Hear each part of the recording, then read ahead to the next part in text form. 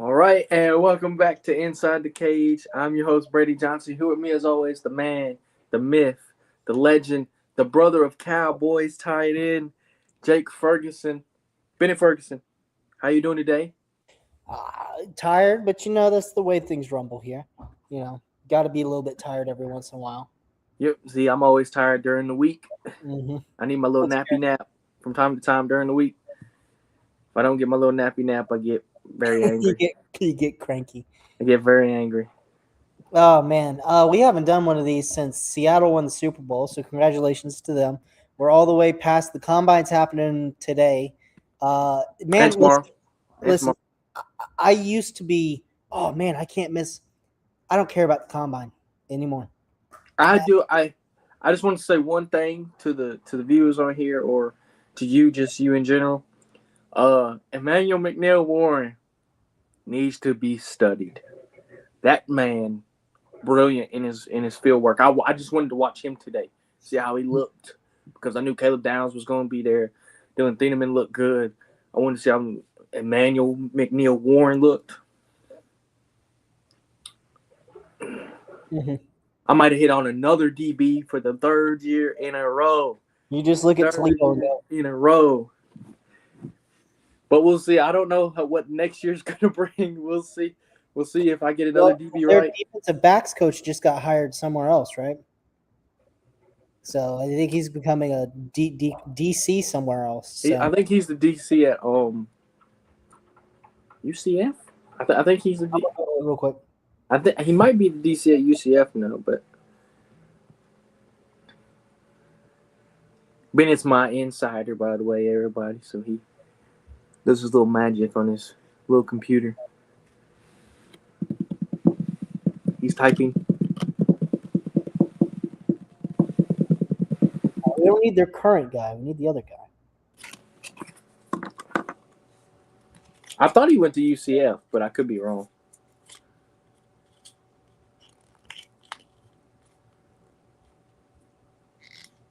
Oh, so their DC, who was also their defensive back guy, is left to take the job at Syracuse. Okay, so Syracuse gonna have some DBs now. Well, they had Devon Witherspoon. Yeah, they did, but that is well. Anyways, we're here Anyway, about yeah. to the top 101 free agents. We're not going to talk about every single one of them. No. But we will pick and choose our top 5, all different. Not really our top 5, just the 5 most interesting ones. The 5 most interesting to us, and Yeah. they'll be all different.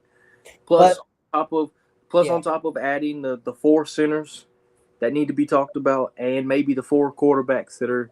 Yeah, still so the way we're going to do this is we're going to go ahead. We're going to talk about the centers because there are a lot of there's still cuts coming, but there are a lot of centers because center was a position where I think 2 or 3 years ago, people were paying the hell out of these guys because they were like, oh yeah, Jason Kelsey, we need someone like him on our O line, and now that Kelsey's been gone, people are realizing, okay, maybe we don't actually need to be paying these guys, double-digit $1 million to play for us each year.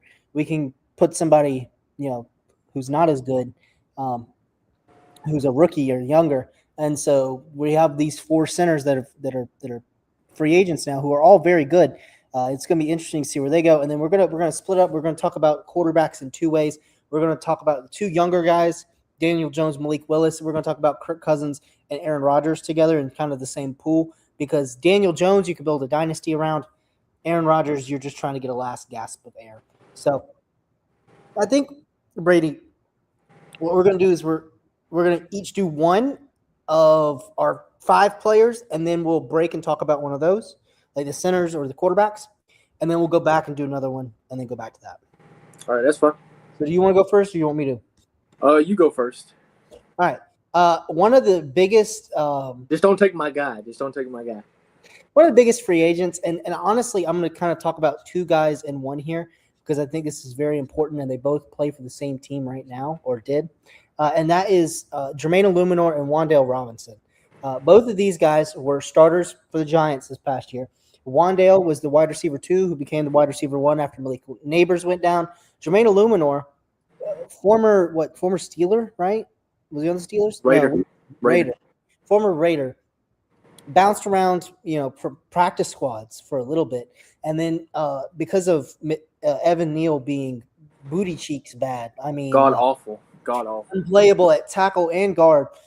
Illuminor came in and took over the job, which we at the beginning of the season we were like, okay, well, they could pick up a guy play tackle, and we're gonna put Illuminor at guard. But hang on, bless you. But that really didn't work. So Illuminor stayed at right tackle. He played phenomenally this season.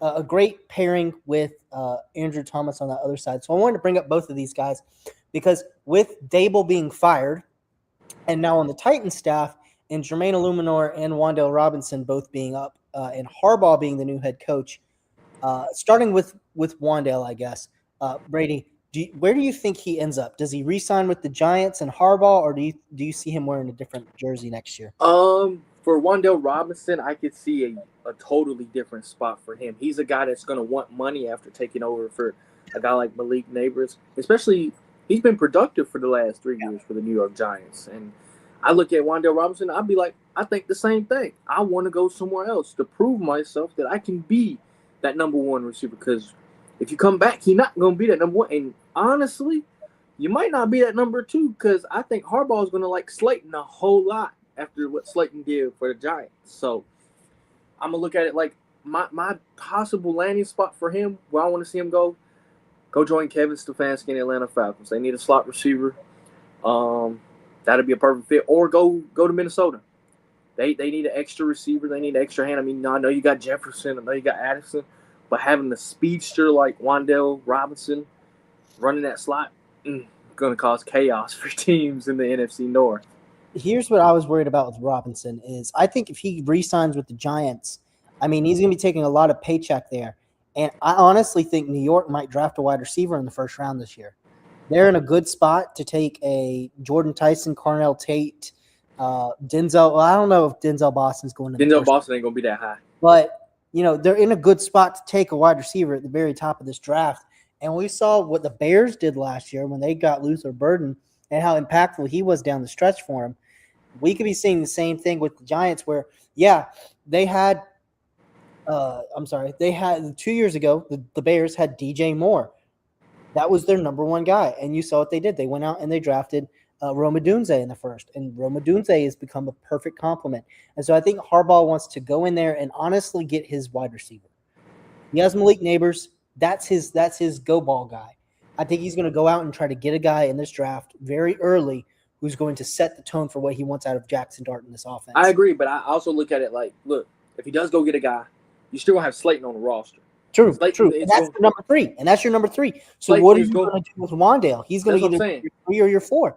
And so Wan'Dale going off, I like Wan'Dale Robinson to the Broncos. I think he'd be perfect over there, a perfect veteran to pair with Pat Bryant, to pair with Cortland Sutton, to pair with all those other guys.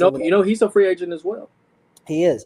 I would also very much like if Clint Kubiak got him for the Raiders. Oh, they need a number one, though. They don't have a wide receiver. They don't have a wide receiver. And they've got Dante Thornton. Doug Baldwin. Not Doug Baldwin. Tyler Lockett, my bad. Doug Baldwin's been retired. They don't have Tyler Lockett anymore. Well, he's still technically on the roster until the new league year. Yeah. But the Raiders could, for Fernando Mendoza, because let's say, he gets into there. He needs somebody to throw to. I know they're going to definitely get a wide receiver at some point in this draft, probably Omar Cooper Jr. or Elijah Surratt, if they do end up taking Mendoza. That would be a perfect landing spot to be that foil for whoever they're going to have around him, and for Brock Bowers. For Jermaine Illuminor to hop over there, he's not coming back. You would be crazy to go back to the Giants. I don't think he's coming back. Ken, I don't think Harbaugh really cares. I think Harbaugh's got what he wants set. I think Harbaugh's got dude, he's coming right there. I think Harbaugh's got set in stone who he wants at that right tackle, and it's not Jermaine Illuminor right now. But with Jermaine Illuminor leaving, I think the problem is with tackles is you don't know until you know. No, look, get in here. Now I was like, I'll go play right tackle for the Giants. Hold on. Keep talking. Either way, I think the problem with Jermaine Illuminor is he's going to command a lot of money, and we're seeing with tackles that they really don't hold up. You go somewhere new like Juwan Taylor, like Dan Moore, and they've crapped the bed consistently. But with some of these other teams losing their right tackle, like Braden Smith might not come back. If Braden Smith leaves, the Colts could be a great option for him. If in Philly, Lane Johnson could retire. Jermaine Illuminor in Philly for a year, although they do like that Fred Taylor guy. Not Fred Taylor, Fred Johnson. They do like Fred Johnson. So, but other than that, I think even Arizona could be a good spot for Illuminor.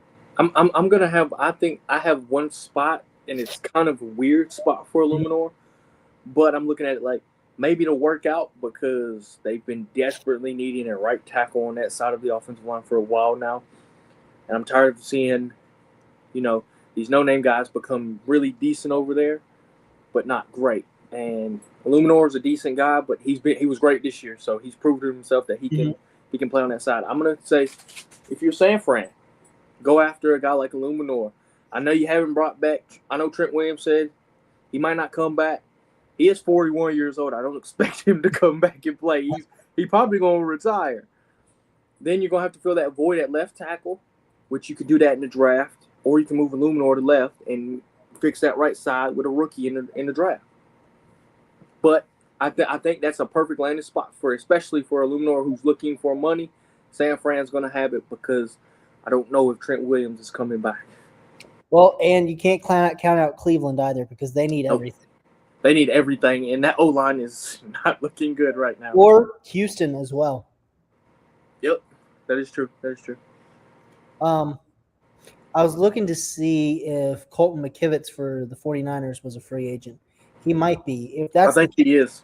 That's the case. I don't think he made the top 101, but he started for him. He's pretty good this year. He's pretty good. McKivitz was okay. So that could be very interesting. But yeah, over to my player, I guess. My one player is my guy. I need to see what happens in free agency. I'm kind of a little worried that he's going to go to a contender and be like, and then blow it up, and then they wouldn't go in the Super Bowl or they go far in the playoffs. I'm going to talk about Devin Lloyd right here. Okay. He needs to be spoken about at a higher echelon of these linebackers. He's a very underrated guy. He comes in, I think he was second, possibly fourth in tackles. You can fact check me on that. Top 10. I know he was a top 5 or top 10 tackler this season, especially with he was injured for like a couple or three or 4 games this year, and he's still one of the top tacklers. And he forces fumbles. He does the little things. He can guard tight ends. He can guard slot receivers as a middle linebacker. The guy with the green dot on his helmet, and he's a fantastic player. I can't wait to see if he stays or if he goes somewhere else. Bennett, where do you have Devin Lloyd getting landed? It's interesting because there's a lot of guys that are on the cusp of retirement that if they leave, there's huge holes. The Saints have a huge hole if Demario Davis doesn't come back, or if he retires. There's a huge – like, I'm not saying that the Saints are going to go after Devin Lloyd, but what I'm saying is like that linebacker spot is coveted. You've got the Commanders. Now, Bobby Wagner's already said he's coming back. He needs 80 tackles to be the all-time leading tackler to beat Ray Lewis's record. Like, that's insane. But Commanders could try to get out in front of it and get Devin Lloyd and have a 1-2 punch. That might be the plan for them. I think they've struggled to get a second guy with Bobby Wagner. Devin Lloyd can go there, learn something. I know he's like 27, but he can learn something from Bobby Wagner. He can take over the green dot in his second year. Go ahead and give him a captain's patch too, and let them just cook. And also you get to learn from Dan Quinn, who's the best defensive mind in football right now. And I will say this. I mean, I kind of agree with you with the Commanders. I mean, they do need a 1-2 punch. They haven't really had a one linebacker in a long time. Yeah. And to get Bobby Wagner to do what he's doing at his age and still being a great great tackler, being in the top 10 still, and have a chance to beat Ray Lewis's record is phenomenal. And if you go get a guy like Devin Lloyd, your defense is going to be cooking. But I got to look at it from a different standpoint. I mean, they don't really need the help in that situation. They need help up front if you look at it. But Yeah. but I do, like I said, I agree with you. I think that's a perfect landing spot. And another spot that I would say, I'm going to go Denver. They have Drake Greenlaw, but I think Singleton is a free agent as well. And you go pair him up with Drake Greenlaw in Denver, and they flying around the football. And the way he hits and the way he likes to fly around and he can guard receivers, guard tight ends, that is a perfect spot for Devin Lloyd in that Ejevero defense. Plus, they're losing Justin Strnad, and that was a pretty big get this past year for them, and he's been really good. So I could definitely see Devin Lloyd going there. Wherever he's going, he's going to make a hell of a lot of money, and he's going to go to a contender. I mean, he could re-sign with Jacksonville. That would make the most sense. That makes the most sense. I always say Luacon's getting up there in age, because if not, Jacksonville's going to be like, it depends. I think it's all about a money issue for him at this point. Yeah. Yep. Now, we're going to take a break from our top fives. We're going to talk about two quarterbacks here, Aaron Rodgers and Kirk Cousins. We're going to go ahead and get the boring guys out of the way, the old men. There are a finite amount of quarterback openings in this year. You've got really Indianapolis, Minnesota maybe, Atlanta maybe, although I'm not going to give up on my boy Penix, but maybe. Miami, Arizona, Raiders, Jets. Backup maybe for Stafford. And then Pittsburgh. You know the backup's going to be AR for the Rams. You already know that. Hopefully. You already know that's going to happen. So Rodgers, there's not a lot of teams he can go to, right? At this point in his career. He either re-ups with the Steelers or he has to take up a backup role. Because there's no way he's going to go and start in Miami. There's no way he's going to the Cardinals to end his career. No way he's going to the Raiders or the Jets again. He's the reason the Jets are in this position, by the way. So I'm gonna say this as a former Steelers fan, not a Steelers fan no more because they hired Mike McCarthy. So as a former Steelers fan, I look at two or three options for Aaron Rodgers right now. The number one option, which I think is probably the 70% chance, is that he retires. He's done his due diligence. He tried his hardest last year. It wasn't his fault. Terrible coaching, terrible play calling. Now the play caller's at Ohio State, and I hope Ohio State falls down the freaking cliff because of him. But it's okay. Option number two, I think he comes back to the Pittsburgh Steelers, and he rolls with Mike McCarthy. Mike McCarthy and him were good together, and they do know what they're doing together. I don't know why, but they do know what they're doing together. And option number three, and be a little sneaky here, but I think he pulls a Brett Favre and he goes to Minnesota and he just leads the way and helps J.J. McCarthy so J.J. McCarthy can take the next step the next year and be that quarterback that you expect him to be.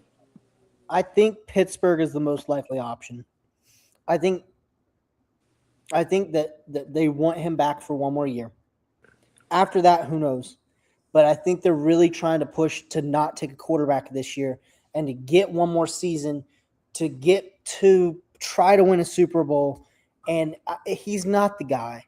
He's really not. But I think they really want – this year is a very heavy defensive class where you can go out and you can get another edge rusher to back up Watt. You could get another linebacker. Like Jay Allen is so fucking good. So good. And you got to think the Steelers are losing Patrick Quinn. Yep. Defensive backs are a premium. Safeties. You could get Emmanuel McNeil-Warren. And then on the offensive side of the ball, pass catchers. So many good pass catchers in this draft. Such a deep class for running backs. Again, that this might be a year for the Pittsburgh Steelers to go, Rodgers is coming back. We're not even going to have a quarterback conversation this year. We might because we have Will Howard. Will Howard's going to be our number two. They commit to that. They get into this year. Will Howard actually plays a little bit would be the hope. You have the basis for this rebuild to finally be over in this next draft in 2027, where you go out and you get a Arch Manning, you go out, you get a Dante Moore. Chambliss. Well, hopefully not. Trinidad Chambliss is going to be Aaron Rodgers Dante, every time he makes it. Dante Moore. Somebody could break it. Sam Levitt could break out. Lenore Sellers could break out again. Trevor Vicennia from Clemson could break out. I mean, you've got so many people coming back. Joey Aguilar, no. So many guys could break out this year where you're going, we're so glad we waited. So I think George McIntyre, who's a junior. The other thing the other guy, where do you think he's going? Real quick. The other guy. Kirk Cousins? Rodgers. Where do you think Rodgers is going? What do I think? I think Rodgers is going back to Pittsburgh as well. I mean that makes the most sense. That makes the most sense. But like I said, I think there's a 70% chance he hangs this up and be like, okay, I'm done. I would let him hang it up. I would not be like, oh, please come back. But no. It's Mike McCarthy. He's not gonna let him hang it up. If I'm the Steelers and he hangs it up, you're either going to go after the next guy we talk about, or you're going after a guy we're going to talk about a little bit later. And if not those two options, you run with Will Howard or you draft a quarterback. Those are the only There's only three options out there. Now, the other guy we're going to talk about is Kirk Cousins. I would absolutely hate if the Steelers took him. But here's the perks about Kirk Cousins. He knows how to run an offense. He's been in big game situations before. He has good field vision, terrible pocket awareness, and he's immobile as he literally is a statue on the field. Now, personally, I think he's going back to Minnesota. It makes too much sense for him not to, because Minnesota was where he had his best years, and he can go there. He could start or be benched for JJ, but either way, he's in that system that he knows and loves, and he's the perfect veteran quarterback to have. Yes, I can see that. Look, I look at it like this. Like you said, Kirk Cousins is a guy that he's the old school type quarterback. He's a pocket passer. He's not going to run. He's going to throw that ball. He's a gunslinger. That's what he's going to do. If you look at guys like Matthew Stafford, Jared Goff, why have they excelled in this McVay-Shanahan tree? It's because they are true pocket passers and they know what they're doing. They're smart. They're brilliant. They're gunslingers. They know what to do, and they know how to run an offense. And now, I agree with you about saying Kirk Cousins might go back to Minnesota. It makes the most perfect sense. It really does. But I just have a feeling Kirk doesn't want that because he knows that he's going to have to compete with J.J. McCarthy. I feel like if Kirk needs a second chance, he wants his second chance, and it's got to be elsewhere. And the place I think that's a perfect fit with an offensive coordinator that's coming over from the same tree in Miami. I think he goes to the Miami Dolphins and be the starting quarterback over there because the offensive coordinator is coming from Green Bay. True. And he knows the LaFleur system. It's going to be the same exact system you ran in Minnesota, so you would know what you're doing. I'm not going to say it's going to be a little bit different play calling because new offensive coordinator, but you still know the plays and you're a veteran, Kirk. You should know what you're doing anyway. And he's a proven winner. And Miami just needs a quarterback that can help them win games right now because Tua's not getting the job done. And I don't even think Tua's going to last that much longer because you're going to see him do that again once he gets hit. But other than that, I think the two options for him is Miami and, like you said, Minnesota. I see that happening more likely than Miami, but I would love to see him in Miami and be the starting quarterback for the Miami Dolphins. Yeah, I think Minnesota is his comfort place, and that's where he can make his stand. I agree, but like I said, I think Kirk wants to. He's tired of that. He lost his job. He lost his job. He's okay with that, but he wants to be that starter again. And if you have to go to Minnesota, you're gonna have to compete. And I think J.J. McCarthy might win the job, in my opinion. All right, next guy. I'm gonna go next. I'm taking next. It's me. The next guy of my five is a familiar face to the channel. He was a 4th-round pick by the Baltimore Ravens, tight end out of Coastal Carolina University, Isaiah Likely. Now, there is one very obvious place that he could go. New York. Tell me the Giants would not take him because Harbaugh and Likely, that's his baby. That's his pass catcher. Boom. Theo Johnson's his blocking tight end. That's his Charlie Kolar. Yes, I agree. I kind of agree with you, but I don't at the same time. There's I another would place. love to see him anywhere else but there, but I think that is the safest bet to make. Is that Likely could just go and sign with the Giants? There's another place that I have in mind that I think that would electrify him in his career even further than the Giants. And I'm gonna say the LA Chargers. Go to the Chargers. Because who was their tight end this year? Will Dissly. It was supposed to be Donald Parham, but he got injured for the year. No, it wasn't. Was it? Yes, and then they traded him to the Pittsburgh Steelers. It was supposed to be Donald Parham, then they traded him to the Pittsburgh Steelers.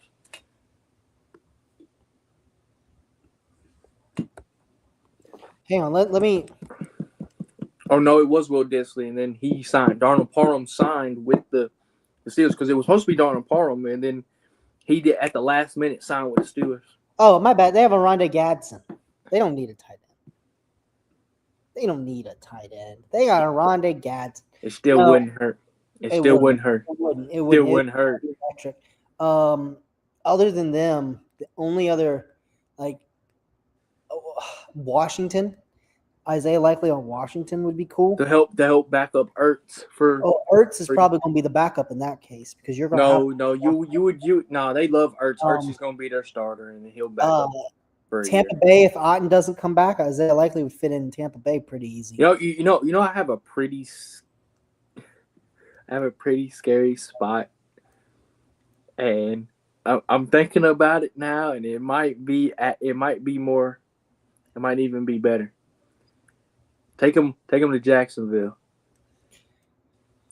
Take him to Jacksonville. Because right now they have Brenton Strange, right? Brenton Strange is their tight end. Oh, what was the team that was just in my mind? It was just in my mind. Cincinnati. Well, they can't keep a tight end to save their life. They can't pay a tight end. What are you talking about? They ain't gonna pay. Okay, so if you do this, you ain't gonna be able to play no defensive players. They got to go defense. They can't worry about Isaiah Likely right now. I mean, listen, Tyler Eifert, I heard, might be willing to come back. I heard Tyler Croft might be willing to come back too. That's their two best tight ends that they have. Uchimazama.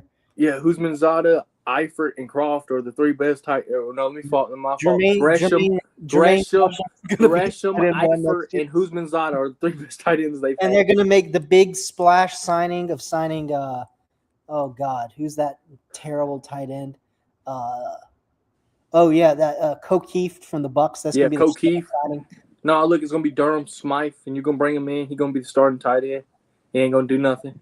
Dawson Knox traded for 3 first-round picks. And it's like, and then you overpay him. You give him like a 4-year extension for like $50 that is million. Cincinnati's way. That's the Cincinnati. You got to give Stone. We don't need no Geno Stone. We need another tight end. We need to get this offense up for Joe Burrow so he can win MVP. Eli Apple in Super Bowl. We'll take it. Joe Burrow MVP. So they're gonna be like Joe Burrow. Okay.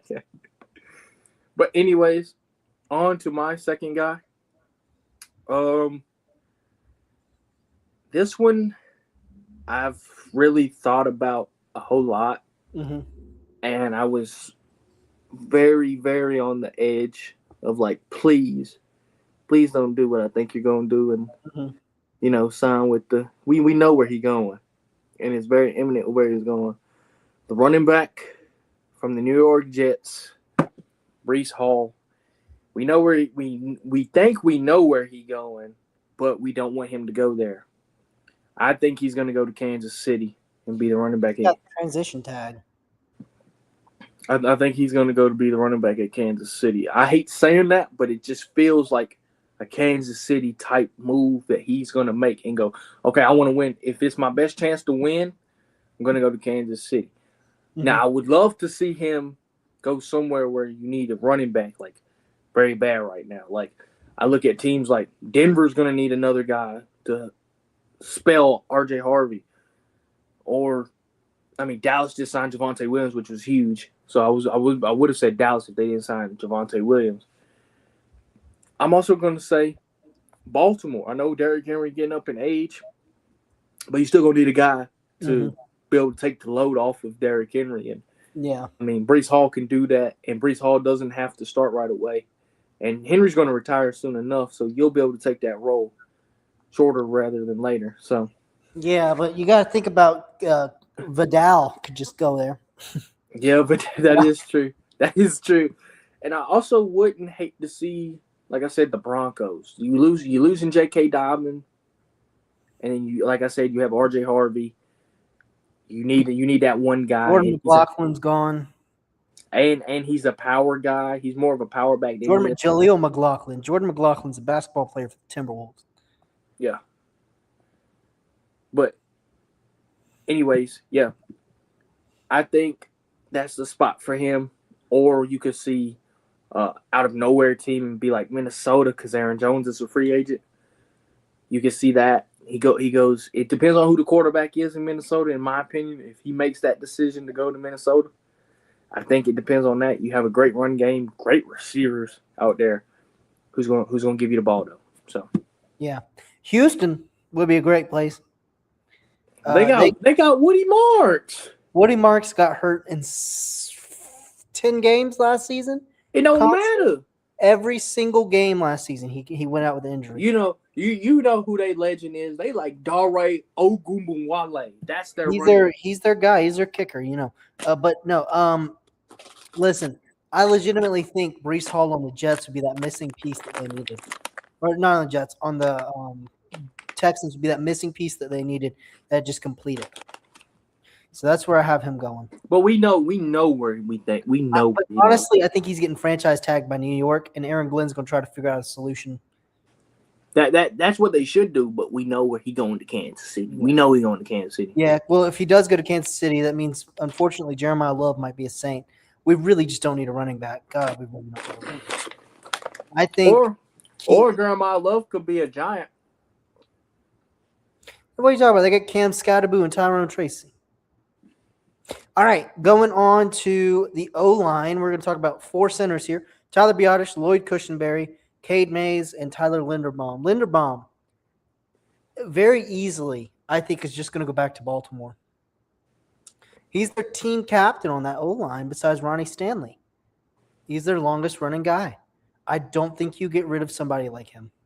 I look at it in a money standpoint. I think Linderbaum is going to feel comfortable back in Baltimore. But you got to look, Baltimore, I think they have the 9th or 10th most cap space right now. So if you're Baltimore, you're going to have to pay him, and you're going to have to forget about some of these other guys that you want to go after. Yeah. Because Tyler Linderbaum is the number one priority. He snaps the ball to Lamar Jackson. If you get a new center, your O-line was not very good this year, barring him and Stanley. Stanley wasn't even that good this year, in my opinion. No, he's trash. But Linderbaum was your best offensive lineman this year. Only allowed 1 sack, which wasn't his fault, by the way. He had to help freaking Rosengarten in the middle, who can't block a dang person either. He's the right tackle. He played guard for that game because he was a guard first, and then they moved him to tackle. He was a tackle at Washington. He was a left tackle at Washington, was he not? He was a guard. He played guard. I know he played guard in that game because he was that guard. Because you want to know what game it was? It was the Steelers. He was playing guard at the game in the Steelers. Either way, I think Linderbaum is just the perfect guy to stay in Baltimore. I agree, but I mean I have a feeling he's gonna go. Giants have the money to give, and what a better way to go lead that Giants offensive line with Andrew Thomas and whoever the right tackle is. Like I said, it's going to be Fonau or Malgno is my pick in the draft. Be a right tackle. What a great way to lead that young Giants offensive line. Now, the other guy from the University of Iowa, starting center for the Commanders last year, Tyler Biadasz. Biadasz is actually older than Linderbaum. Biadasz was the first guy I ever scouted when I started scouting, was Tyler Biadasz. First guy. And he is forever one of my favorite prospects I've ever watched. That guy, the way he moved in college, the way that he blocked up field, the way that he pass blocked, and then his ass had to go to Dallas, and it broke my heart. And they ended up in Washington. I think Houston is the perfect spot for Tyler Biadasz to go because he's a veteran. He gets in there. You can get Trent Brown the fuck out of there. You have Ariante Ursery. You bring back Ed Ingram because he's not going to be very expensive to bring back. You put Ed Ingram at right, or you put Titus Howard at right guard. You have Tyler Biadasz.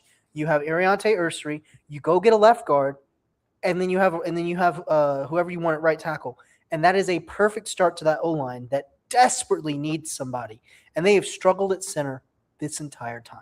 So I think Biadasz to Houston makes the most sense. I agree with you. I agree with that 110%. I think that's the perfect landing spot for Tyler Biadasz, and especially, say for example, you're right. You move Ursery, you keep Ursery at left tackle. You go get a Luminor to play right tackle, and you bring in Biadasz at center. Now your hole is going to be this left guard spot, but maybe you can draft a guy right there. Well, you have Titus Howard. You know, Titus Howard can play right guard. No, but I think Ingram can play left guard. I think Titus is going to play right guard, and you bring in the left. Ed Ingram, you could bring back and make him play left if you want. I think the smart thing to do would be draft and learn.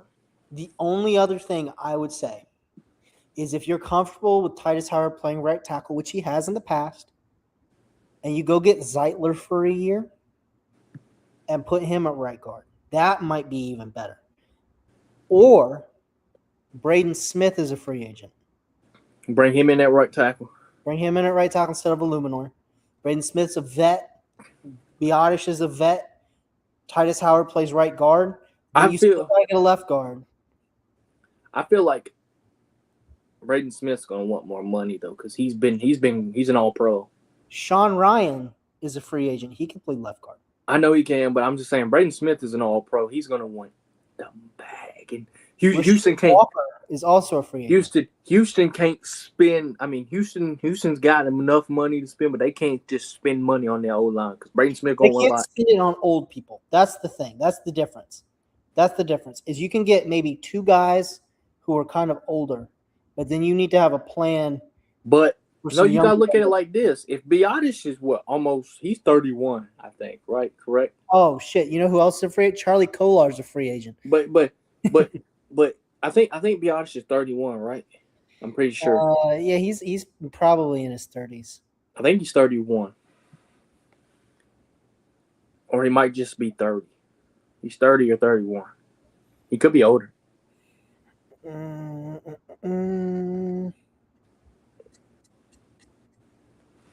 I'm not sure. I wasn't even going to Google it. Oh well, either way, he's in that 30 range. And Braden Smith is 31, 32, and you're gonna have to pay Braden Smith a lot. Like I said, he's an all-pro. He's an all-pro right tackle. So you're gonna have to pay him a lot. You bring in Biadasz, you're gonna pay him a lump sum too. I know he's a lot. He could be a lot cheaper because he just got cut, but he's gonna want a lot too.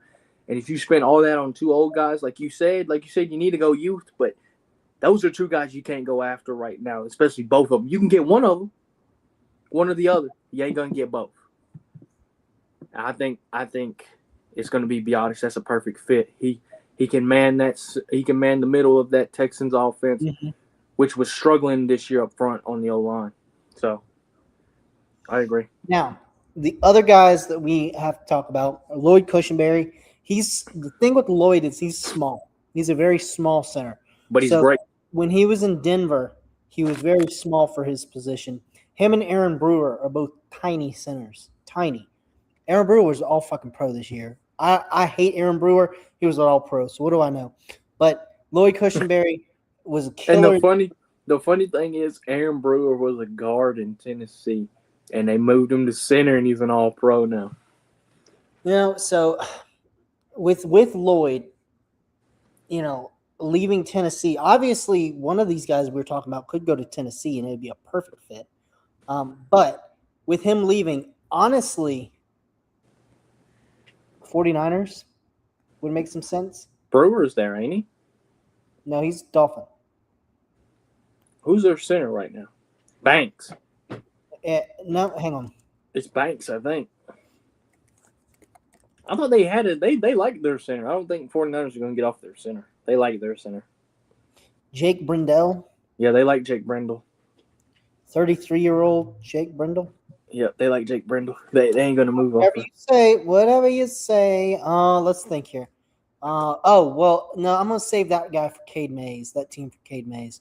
I can see Seattle for Lloyd Cushenberry. Minnesota if Kelly decides to retire. I can see Buffalo for Lloyd. Let me see who the Buffalo Bills have. They got McGovern. McGovern's not the worst.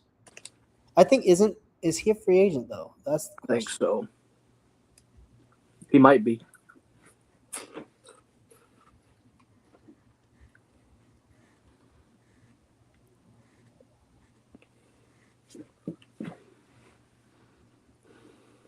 He might be a free agent. I don't think he is though. Is he really going to be this far down? No, he has McGovern? up here. Hang on.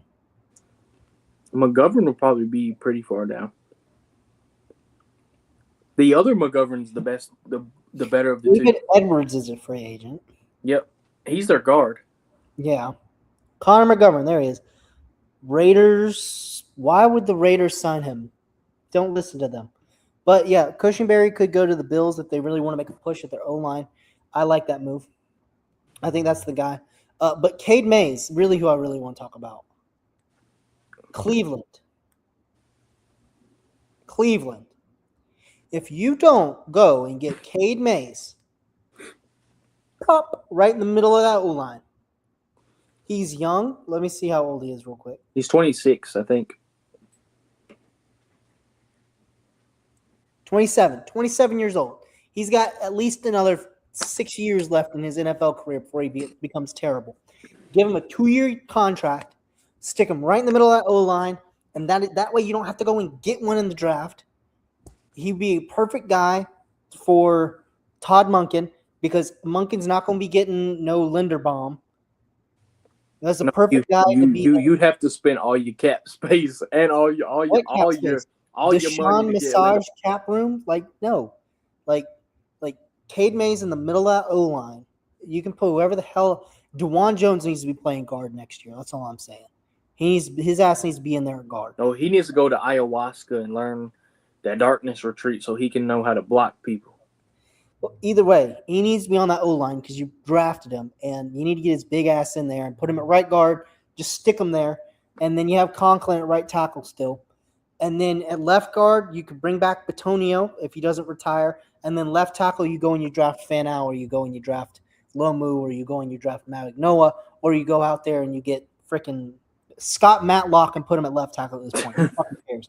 Just get somebody. Rasheed Walker would be perfect.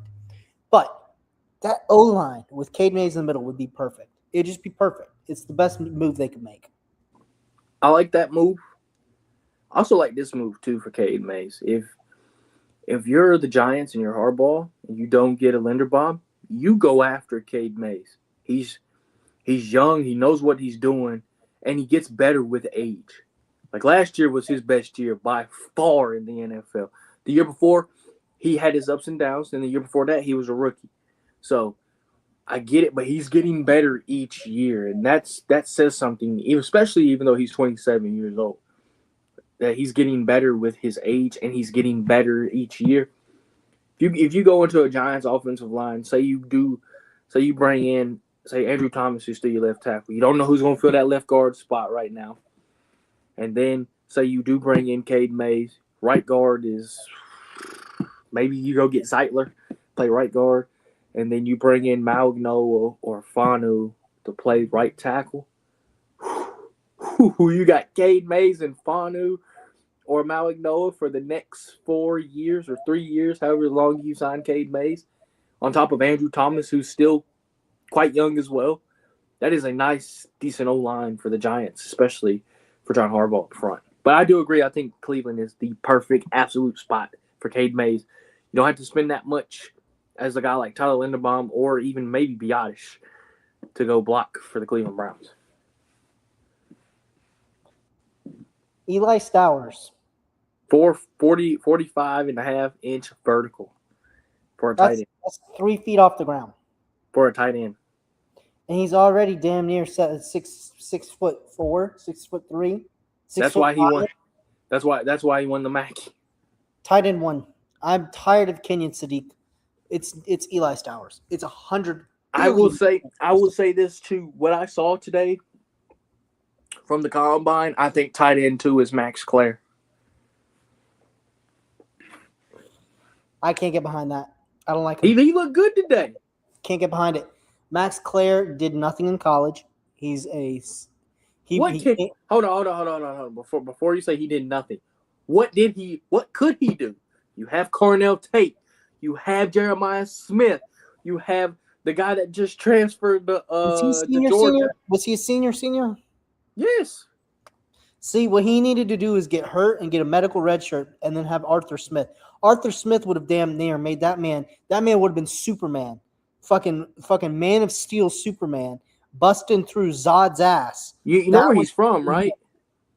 You know where Max Clare's from. He's from Nebraska. Yeah. Farm boy. He was great at Nebraska. Max Clare is going to – I'm going to struggle with him because he did nothing at Ohio State. You can't blame that on him, though. I know. Well, now, here's the thing. Whoever the fuck their tight end is for next year, if that motherfucker doesn't have 2 million receptions coming out of college, I'm really pissed off. I'm kind of happy. It was a pipe dream to believe that Max Clare was going to do anything with Ohio State because of where he was and because of who he was with. But at the same time, man, he didn't even get the red zone targets. Because it's Jeremiah Smith and Cornell Tate. But you got to think about it, man.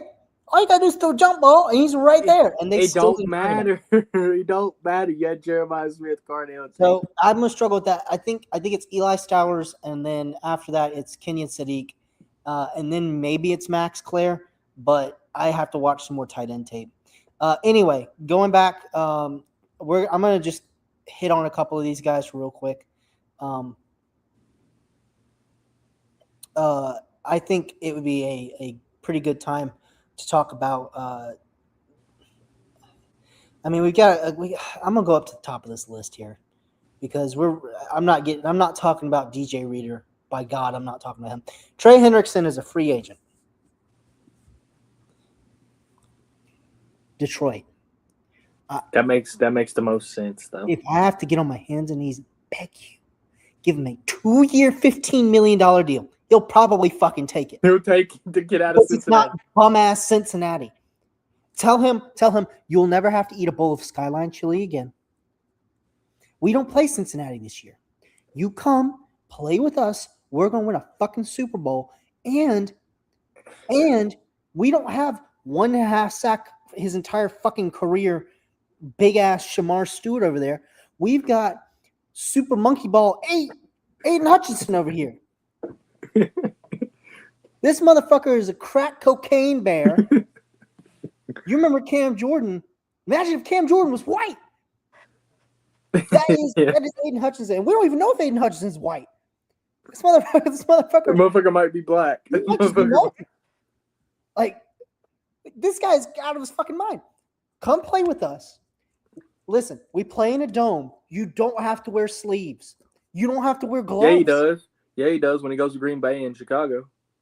Not when he's at home, though. Yeah. We're going to give you your own suite.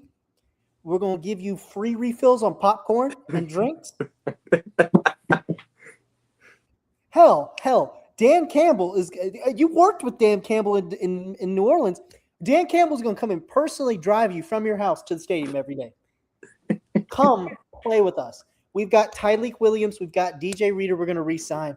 We've got Aleem McNeil. We've got good vets behind you. We've got a great pass rushing program here that is going to upgrade you to the top level. I will say that the other guy that they had as the Pascal was pretty decent as well this year. Pascal's great, but imagine a NASCAR package with Hutchinson, Hendrickson, and Pascal and Aleem McNeil. Fuck, I fuck Lee McNeil. I hate Lee McNeil. I know you hate Lee McNeil, but you can't deny that he's pretty fucking good he's pretty fucking good. And if not him, Tyreek Williams is that big ass like Stephon Tuitt build right in the middle of your damn defensive line. You're basically saying, do you remember the Steelers post Super Bowl pre TJ Watt, where it was Bud Dupree off the edge, and I forget who that other motherfucker was next to him across from James him. Harrison. James Harrison. You want to be James Harrison and Bud Dupree? Hendrickson and Hutchinson. Actually, no, it was TJ Watt and I know TJ Watt and Bud Dupree were near the tail end of that. with Stephon Tuitt and Stephon Tuitt, Hayward, and you also had Javon Hargrave. Yep. Who says no? I don't. I don't say no. I think Hendrickson would love that. I think it'd be perfect because Hendrickson matches Campbell's energy. And he's also the perfect complement to Aiden Hutchinson and what they're doing. Play with it, and not only is he the perfect complement to Hutchinson, he's the perfect complement for Jack Campbell. He's the perfect complement for Alex Anzalone, Malcolm Rodriguez. He's the perfect complement for your defensive backs because he, unlike Zach Pascal, who's Zach Pascal, good player, he knows exactly what that team's doing across from him. It's Josh Pascal. By the way. Pascal. Who did I say? Zach Pascal. Zach is the receiver. My bad. But he knows exactly. He basically has the green dot that Jack Campbell has or Alex Anzalone has, but he's at D-line. I think that's the perfect spot for him. If he doesn't end up there and he goes to some fuck ass Kansas City or something, I'm gonna be pissed. I just wanted to say I love Durant on how that they would be nasty deal. I think it would be like you give him a neck pad, you give Jack Campbell a neck pad, you give Anzalone a neck pad, you give Hutchinson a neck pad, and it looks like the 1986 Pittsburgh Steelers linebacking room with no teeth, Jack Lambert smoking a cigarette on the field, don't give a damn about anybody. That's how hard they go hit you. I loved that one. I also have another one that I think that could be scary if they do it right and they do it the right way. No, I'm not going to say Kansas. If he goes to Kansas City, league is fucked. The league is fucked if he goes to Kansas City. Their cap is fucked if he goes to Kansas City. I know, but the league is fucked, though, either way, regardless. But if he goes to Kansas City. But I'm going to look at it like this. You can talk about one other scary white boy. I'm going to take him to another scary white boy. And they're going to join forces in Las Vegas. Imagine having two scary white boys. You just see Trey Hendrickson on this side going. And then you see Max Crosby. You're going to be scared if you Patrick Mahomes in that offensive line. You're going to be scared if you Bo Nix. And you're going to definitely be scared if Rashawn Slater and Joe Alt is not healthy on that Chargers O-line for Justin Herbert. Because you're going to have two phenomenal pass rushers. And they both play the exact same way. Aggressive, mean, get to the quarterback. I'm going to sack you. I don't care who's in my way. I'll even punch you if I got to get back there. But I do love the Detroit Lions one. I just think. I think it's going to be a long shot. I would love to see if Detroit would trade for Max Crosby at that point, because Max Crosby would also be incredible. A little bit of a different style than Hendrickson because he's a little thinner. Imagine. But this is the same conversation with Crosby. Crosby, you get to play indoors like you do in Vegas. Crosby, free popcorn, refills on drinks. But the other guy I wanted to briefly bring up because I think he's going to have quite a lot of interest is Joey Bosa. And that's going to be my fourth guy is Bosa here. And I'm just going to – those are going to be my two edge rushers I'm going to hit. And then I'm going to be done and let you take over. But Joey Bosa, the conversation can be had with the same way you were talking about Hendrickson. Vegas, you want a vet pass rusher who can get off the edge? Go get Bosa. Tennessee, do you want somebody to complement Jermaine Johnson and get off the edge and to help that young guy that you drafted in the third round from UCLA? get yourself Joey Bosa. I mean, Indianapolis, you want somebody to help out Laiatu Latu? Go get Joey Bosa. And that's the same conversation you can have with Crosby, with Hendrickson, with AJ Epinesa. Just you want a vet, go get one of them. Imagine. I'm going to get to mine, but imagine you get Hendrickson and you get Bosa, and they both go to Indianapolis. You know what that's going to do for that Indianapolis defensive front, especially still having to force Buckner and Grover Stewart in the middle. That is probably the best or the second best defensive line in all of football right now. Because I think number one still hands down got to be the Giants right now because they have Carter, Burns, Thibodeau, and Sexy Dexy in the middle as well. So I think that's probably the best D-line we've seen so far in the NFL right now. I don't think Sexy Dexy's going to be on the Giants next year, by the way. I don't think so either. Hot take. I think he ends up in Tennessee now. With him and Jeffrey Simmons. Him and Jeffrey Simmons. Because my thing was, they're not going to do it because they have T'Vondre Sweat. He's gone. Imagine that. Sexy Dexy. Harbaugh might love Sexy Dexy, but because he has an affinity for giant ass, either Samoan or black guys that can stop the run. I mean, he had Brandon Williams or Italians. Haloti Nata, and before that you had that big guy who played for the Ravens. Brandon Williams? No, the big white guy, Italian guy. Zach Allen? No. He Bruce. Yeah. And then after Bruce, it was Brandon Williams, the big 400. Haloti Nata, and then Justin Madubuike, really, or not Justin, and then Madubuike. Justin Madubuike, yeah. Justin, yeah. He had him, and he was the perfect foil for Harbaugh. So maybe he likes Sexy Dexy. If not, he's probably going to go after that kid from the Patriots, Tonga guy. Tonga, yeah. Yeah, or the guy from Houston, also Tonga or something. Mm-hmm. Yep. But yeah, that's a hot take. Who are your two guys? I'm going to go on the offensive side of the ball, and I'm going to go up front to help block for you and for your team. The first guy I really want to talk about is a huge, huge loss for this team, but you know it was coming because they needed to tear it down anyways. Wyatt Teller, one of the probably, I wouldn't say he's as good as he used to be, but I still think he's an underrated guard at his position in the NFL because he does things that you don't ask of Wyatt Teller, and he does it. But playing for the Cleveland Browns offensive line, he's been absolutely exceptional for them up front, especially for the years that they've had where he went 0-15, won, they won, they went to the playoffs, and you suck again. Then you have a good, decent year, then you suck again. Wyatt Teller's been a part of it all. I like Wyatt Teller going to a contender, being maybe like I see Zion Johnson is a free agent for the Chargers. Maybe you go help that Chargers O-line with Justin Herbert. Mm-hmm. Maybe you go to the Bills, fill in that role for David Edwards. Maybe you go to Detroit and fill that role for the missing Zeitler that's not going to be there no more. And you play right guard instead of left guard. Zeitler was in Tennessee this year. I mean, well, still, you can still fill in that spot anywhere for Detroit, or even like you said, in Tennessee.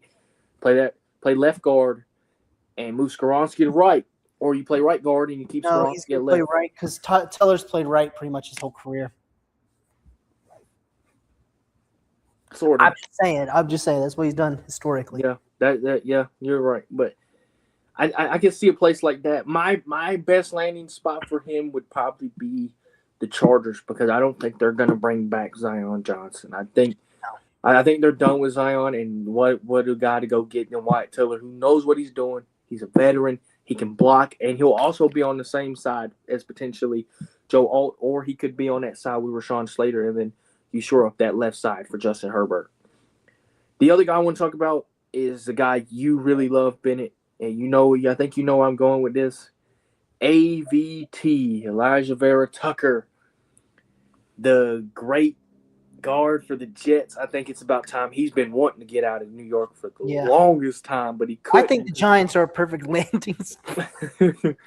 I honestly think I would take him to Arizona. I think he fits. He fits better.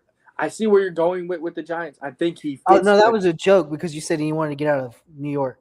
I do think he was, but I think he fits better in Arizona, and here's why I think he fits better in Arizona. He's got that Arizona type build where he's a pass blocker, and that's what they want to do right now. It's because you've got a Marvin Harrison, you've got a Michael Wilson, you've got a Trey McBride, who's arguably the best tight end in football right now. Arguably, I'm not going to say he is because you still got Brock Bowers, and Brock Bowers, when he's healthy, is the best tight end in football. So, but yeah, like I said, you got all them, and they're going to need a guy up front. Paris Johnson can't do it by himself, and he's trying so hard. He really is, and he's not getting the looks that you think he was because he has no help.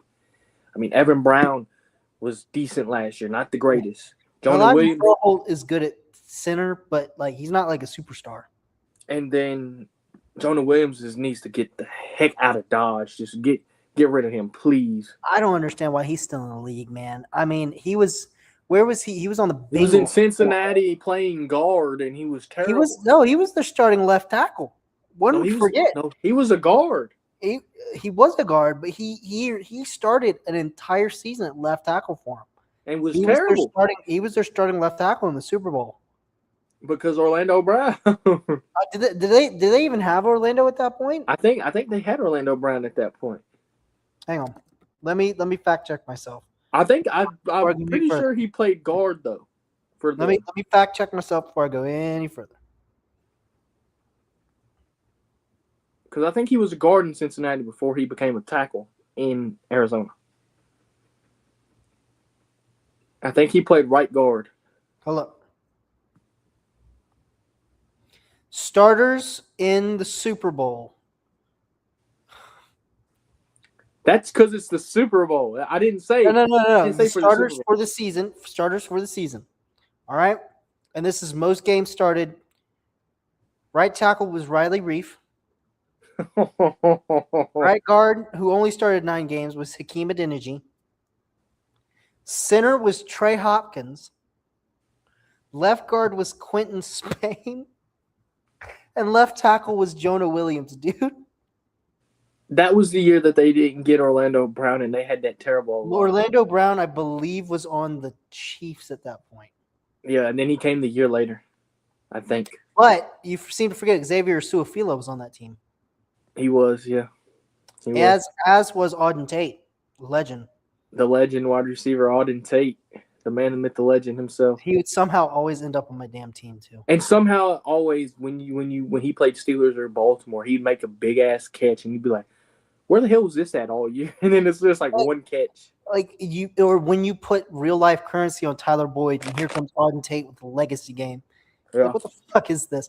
I think AVT would make a lot of sense in Vegas. I think because then it would make JPJ a center, and then honestly, Meredith at the left guard. You can kick out, and you could have Meredith at left guard, AVT at right guard, and JPJ at center, and that way you can take Mendoza and he'll have some protection. My only problem with you moving Parham to left tackle is Parham or left tackle. No, that's Colton Miller. You said move him out. Yes. Oh, send his ass to China. To Wingding, China. Ship him to Wingding, China. Send his ass away. You know where he would fit in perfectly? Arizona's bum ass. Donald Parham could be the perfect foil. You know, Paris Johnson's out there giving up 3 sacks a year. Here comes Donald Parham to make it 6 sacks a year. Yeah. You know, Yeah. But then again, you could also send him to Cincinnati, but they wouldn't pay him. They wouldn't pay him that much money. Because they're too busy paying Orlando Brown all of their schmeckles. Yeah. But AVT there, and then you had brought up the Chargers. No, you'd brought up Wyatt Teller earlier, and I didn't get to say where I wanted him to go. Wyatt Teller screams Baltimore because he's a vet, and he's not going to command that much money, and they're a contender. If not Baltimore, the next best place would be Buffalo for Teller. I had Buffalo. I had Buffalo for Teller as well. I just didn't get to say that. So, Yep. We're going to talk about these two quarterbacks real quick, and then we'll hit our final two guys. Daniel Jones, Malik Willis. Malik Willis is the number one player on the top 101 available free agents. If you had told me 2 years ago that he would be number one on available free agents, I would have cursed you out and sent you to hell.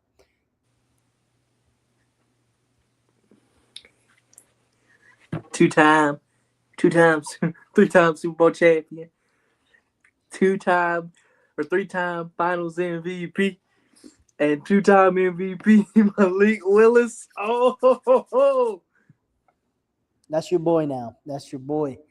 Miami, right? Am I crazy? Am I crazy he's just going to go to Miami? That's where I kind of want him to go. I mean, because it makes sense. He's with Jeff Hafley. And his assistant GM are over there. And he's with Jeff Hafley and his quarterback's coach. And his GM is a Packer. Yeah. And, I mean, if not there, Arizona would be the only other place. Hear me out, though. Don't you dare say New York. No, hear me out, though. I got one. I don't know if it's going to happen, though, but I got one, and it's a good one, too. We don't know the status of this quarterback, if he's going to be good for them or not. Why don't you just take a shot? Give Malik Willis a 2-year deal. He's got to prove himself. It's like a prove it deal. If you do good in that year, you the quarterback for the next year. Take him to Minnesota. Take him to learn. No. Hear me out. He's under one of the quarterback whispers in Kevin O'Connell. I know he hasn't been able to fix McCarthy. McCarthy's a different type of quarterback, though. This is what I'm saying about a guy like Anthony Richardson. If you get him with McVay, you get Malik Willis with Kevin O'Connell, we might see a new prototype of quarterbacks, is what I'm telling you. Malik Willis can run, and people don't understand that he can run, but he's also got an arm on him. Atlanta. Here's the thing is I think I really like Michael Penix, but I don't think anyone else does. I don't get it because I think you continue to give him a shot, and honestly you need to see what he's like with this new offense. But if you're not going to go with Michael Penix, Malik Willis is a better version of Michael Penix. I agree. I don't think that's a good spot for him, though. Stefanski gets his guy, though. That's the one thing. That's the caveat. That's the one thing that Stefanski is good at. He's good at finding his guy. You can either go with Penix. You can go with Penix. You can go with a guy that we can draft, or you get your free agent pick. And I think he'd go Willis. He would. I think he's the original quarterback guy before Kevin O'Connell. Baker is literally his only success story. Because it's not Dorian Thompson-Robinson. I mean, he did kind of make them look like good for a couple of games, though. It's not Josh Dobbs. Josh Dobbs was already decent, though, so you can't. He was in the Super Bowl this year. I can't speak. Brissett's already decent. You can't say that anyways. But I think Malik Willis. Like I said, Miami. You can't count that out. I would say, because here's what ownership's doing. Ownership wanted Deshaun Watson. They had the deal in place to get Deshaun Watson from Houston. They were ready to send the picks. But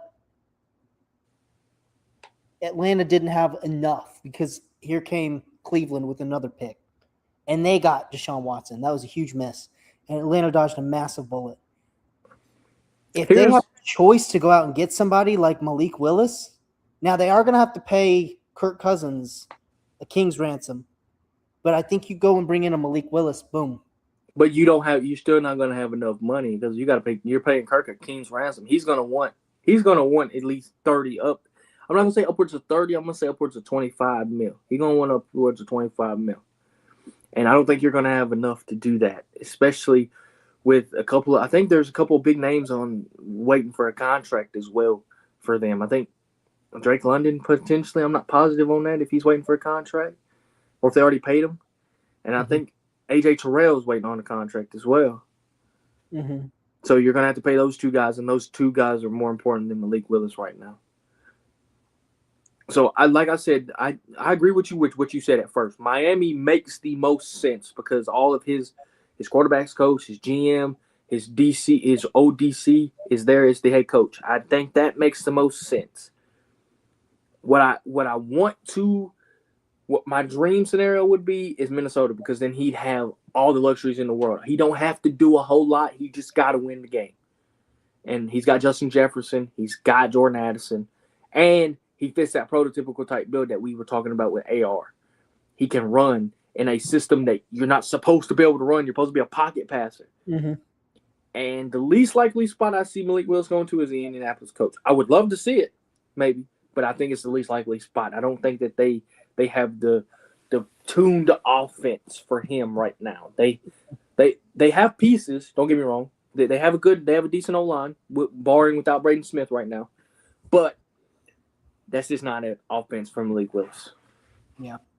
The other guy that we need to talk about real quick is Danny Dimes himself. Daniel Jones had a great start to his year. I don't think there's any reason why he doesn't go back to Indianapolis. I think he goes to Indianapolis. The only way I don't think he goes back to Indianapolis is if somehow you see a Kyler Murray or somehow you see a potential maybe – I wouldn't say Tua because Tua's not that good. Or maybe you do go get Malik Willis. That's the only possibility that I say Daniel Jones does not come back. But I'm going to say Daniel Jones stays in Indianapolis. Only other team I'm thinking about is the Jets, and that's if they don't like Ty Simpson.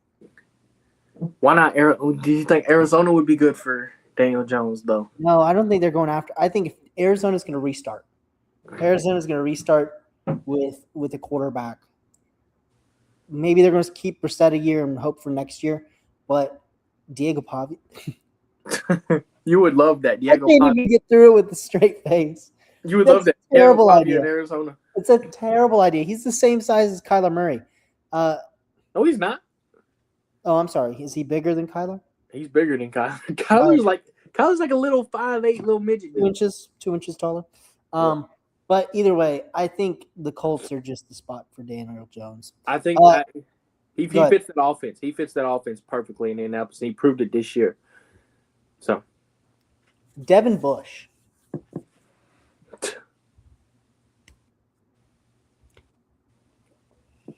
Devin Bush, All-Pro. Is Cleveland going to be his home?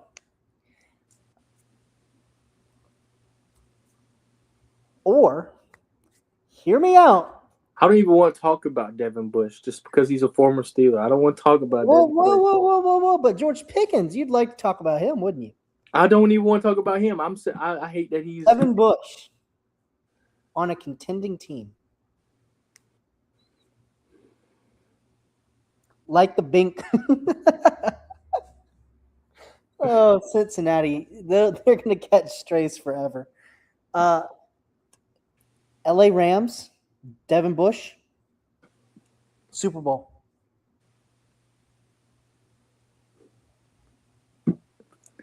Yeah, him and Spates just be killing it up in the middle. Spates is a free agent. Oh, well, never mind. Him be killing it in the middle. Is that your last guy? That's my last guy. It was Devin Bush. Terrible. Well, okay, hang on. Leo Chenal. Terrible. Leo Chenal, 25-year-old. Terrible. Leo Chenal's terrible? No, there's so many better guys than both of them, though. Than both of them combined. Fine. Chiggs Okonkwo. Tight end. He's not better than both of them. David Njoku.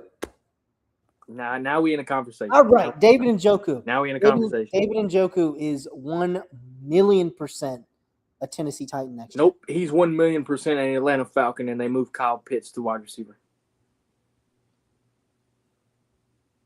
He's 1,000,000% a Atlanta Falcon as tight end. Kyle Pitts is your receiver alongside with your other big ass tight end and Drake London. And you know I'm going to keep saying that because he is a big ass tight end. He ain't no freaking receiver. In reality, though, in all reality, David Njoku would be perfect in Kansas City if Kelsey retires. He would be perfect. In Baltimore. No, because they already got Mark Andrews. Charlie Kolar, however, Kolar, you are a New York Giant. No, David Njoku. To the Giants. David Njoku in Jacksonville, the Giants. He'd be good in both places. Still would be good. Houston doesn't need one. They've got Schultz. Lower. They've got Schultz. They got Stover. They're fine. Giants. Oh, David Njoku with Sean Payton though. Jimmy Graham 2.0. Yeah. Yeah. That's the move. Denver, do not go after Eli Stowers. Eli Stowers, you are officially Arizona Cardinal. A Carolina Panther. With their 5 tight ends that they have too. Yeah. It's just Ian Thomas is a Tommy Tremble, Ian Thomas. Ian Thomas isn't on the team anymore. He's on the Jatavion Sanders. Oh, imagine! I know we say this forever. Well, no, because they have Brock Bowers. What the fuck was I about to say? The fuck, and they have Michael Mayer too. Michael Mayer, Lions legend, lead leaguer in receiving yards.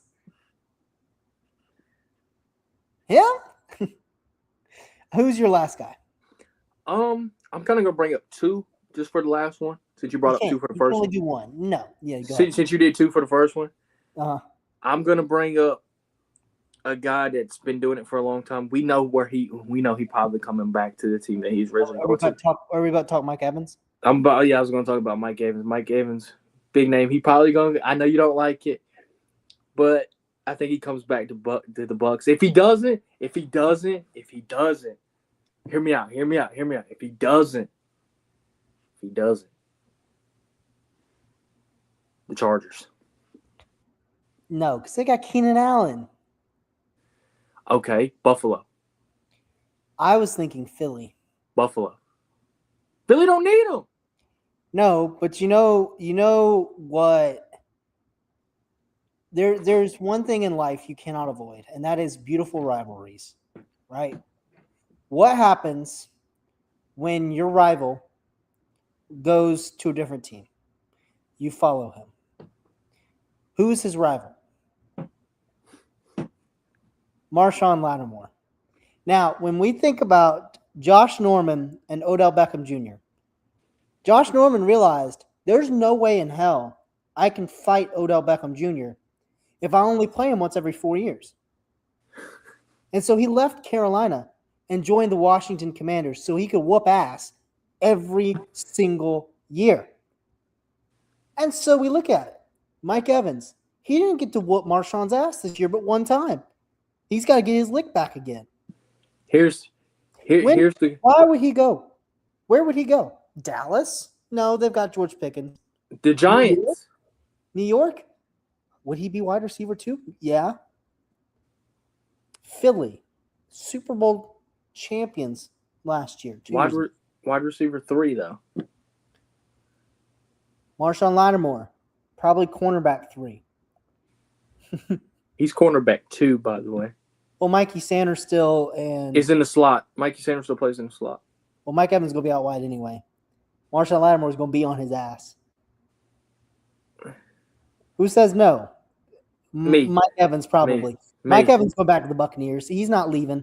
I know, but if he does, I say Buffalo would be a great spot. And they do. By the way, he will get his rematch because they do play the Washington Commanders. I think it's in week 6. They play Washington Commanders in week 6, and that would be the matchup that you want to see. Marshawn Lattimore. Marshawn Lattimore will play his best freaking game too. It makes absolutely no sense. Mm-hmm. He plays terrible against everybody else but Mike Evans. It makes no sense.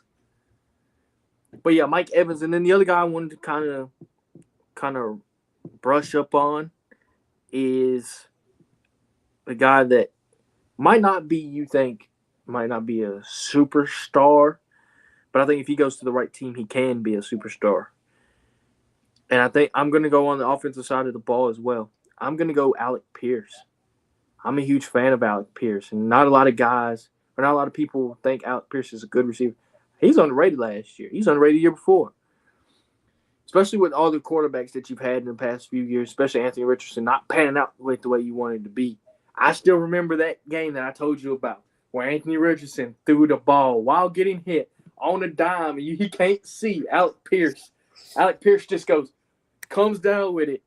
And I'm like, I'll tell you, that was the best play I've seen from Anthony Richardson as a quarterback. But it was probably the best play I've seen from Alec Pierce as a receiver because he literally jumped higher than the safety. I think they were playing Houston. Jumped higher than the safety, and he comes down and just takes it, and it was lovely. But if you go to a team that's like, need a receiver, like help bad, like the Giants need a receiver too, if you lose Wandell, or you go to a team that just needs completely a receiver in general, maybe Debo leaves Washington because I think he's a free agent as well. He leaves Washington. You go get Alec Pierce to pair up with Terry McLaurin. Mm-hmm. I think that's a good number 2 in any offense. Maybe he goes to Denver. You lose Cortland Sutton. He goes to Denver and he tries to be the number 1, which he can be. And Bo Nix got him Alec Pierce in the number 1. I think Alec Pierce is just a good, solid number 2, possibly number 1 receiver if he's with the right team. And I think he can help you win, and he catches the football. He does what he needs to do. He does the dirty work. And I would like to see him go somewhere else and compete. I just don't think the culture in the stars for him. I think he's got to go be his own self. Yep. Because of Adonai Mitchell, or not Adonai, Josh A.D. Mitchell, Downs. Josh Downs. A.D. Mitchell's on the Jets. A.D. Mitchell's on the Jets. That's why I said not A.D. Josh Mitchell. Downs, Michael Pittman, and Ashton Dulin. and Gold. Don't forget about Anthony Gold. Yeah, they love him too. So, yeah, Alec Pierce, little bro, you're a Minnesota Viking. I mean, that can help too, because then he don't got to do too much. Because unfortunately, they have an open roster spot, and it sucks. That really. But he would be good down there because now he can play.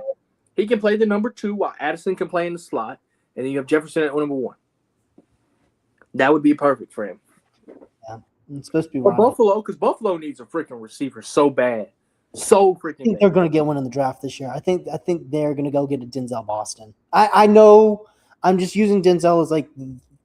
Because he's probably late first, early second. Mekhi Lemon, if he drops. Small. He ain't too small. He's just not the style of wide receiver I want for them. He ain't big, but he ain't small. They need a Stephon Diggs type receiver. Oh, well, you ain't gonna find one of those until next year. Jeremiah Smith. Yeah, that's Jeremiah Smith. You ain't gonna find one until next year. Ryan Williams is also gonna be pretty good. I think. You also got the guy from Texas that's coming out too. The one that just transferred to Texas, he gonna be good too. Whoa, what are we talking about? The Bills have one easy roster spot. Just go get Ryan Flournoy. There's your wide receiver 1. You also gonna have the guy that I love that just went to Indiana, Marshall, not Nick Marshall, but the kid from Michigan State. Oh, I love him. Ooh, Omar Cooper Jr. for the Bills is also. The Bills would be nice too, yeah. All right, that's all 101 free agents, covered all of them, no questions asked. Obviously, some of these guys are going to get franchise tagged or transition tagged or re-signed with their teams, but because we don't know that yet. Bennett, I got one question. Out of those names, we know we gave the landing spots, but which one you think is going to be the most shocking, and that they pick a shocking place to go out of all the ones that you named? I sincerely think that right now, in my heart of hearts, Atlanta is getting a quarterback in this free agency. They're going to go heavy into one, and it's probably going to be a mistake. But it's either going to be Malik Willis or Daniel Jones is going to be wearing that Falcons black next year. And I really do think that Detroit, if they are smart, will take an edge rusher, even if it's A.J. Epinesa. He would be perfect for them. You have Odafe Owe out there, too. We didn't even talk about Kenneth Walker or Rashid Shaheed or anyone from the Super Bowl team. Kayvon Chasson's out there. He was a fucking demon this year. There are so many good edge rushers in this. He's also a Lions Super Bowl champion, by the way, in year 1. Yeah, of course he is. But the shocking one for me, I would say, would be Devin Lloyd. He could go somewhere where we don't think he's gonna go, and then because of the money, it's the money situation for me with Devin Lloyd. I don't think he cares about where he plays. He cares about the money right now, because he wants to be known that, okay, if I get paid this money, then watch me. I'm gonna go play like the number one tackle or number one linebacker. Smart. He needs to look for the money, but he also needs to look for the opportunity and stability. Because what doesn't need to happen is he doesn't need to go somewhere where his defensive coordinator is going to get poached. He doesn't need to go somewhere where his defensive coordinator is going to get fired. He needs to go somewhere where his DC is going to be there for a while, where they have stability. The Rams would be perfect. Minnesota. Well, Flores might become a head coach somewhere, and then boom. They didn't give him a shot. He should have got a shot this year. He should have got a shot last year. We're talking about linebackers for too long. Hey, Boyd. Oh, Patrick Willis. Hello. Look, it's our boy Patrick Willis, the man. Come here, Nobis. No, it's just Nobis. He just built like Patrick Willis. That's why we say he's Patrick Willis. The Hall of Famer, Patrick Willis, by the way. Yes, Hall of Famer. Unlike Tommy Nobis. Maybe next year, although there are some. Yeah. I'll cover that up. Ain't nobody want to see that. But yeah, anyway, this has been it for Inside the Cage. I'm your host, Brady Johnson. Here with me, as always, the man, the myth, the legend, the two legends, actually, because we got Patrick Willis, the Hall of Famer. Thank you for joining us, Patrick Willis, the Hall of Famer. And we've got the brother of Cowboys tight end, Jake Ferguson, who was arguably the number 2 or 3 tight end last year in the Besides, NFL. behind McBride and Bowers, but Bowers was hurt for a good bit of the year anyway. So behind McBride, so who's the best tight end in football? So yeah. But anyways, see y'all. Peace.